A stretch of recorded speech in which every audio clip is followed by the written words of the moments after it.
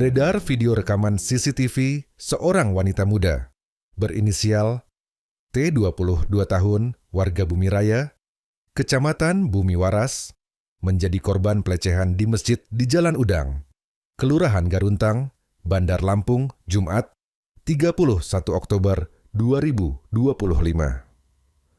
Dalam rekaman video memperlihatkan suasana masjid yang tampak sepi saat korban tengah melaksanakan salat mengenakan mukena berwarna pink.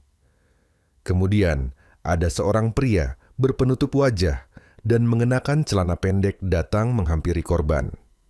Saat korban dalam posisi sujud, pelaku langsung menduduki kepala korban dan melakukan tindakan pelecehan. Korban yang berusaha melawan kemudian mendapat pukulan berulang kali dari pelaku. Tak lama setelah itu nampak seorang wanita masuk ke dalam masjid. Pelaku pun melarikan diri. Dikonfirmasi terkait peristiwa tersebut, Kapolsek Teluk Betung Selatan AKP Galih Ramadan Haryo Mursid membenarkannya dan pelaku sudah tertangkap dalam keterangannya. Sabtu, 1 November 2025.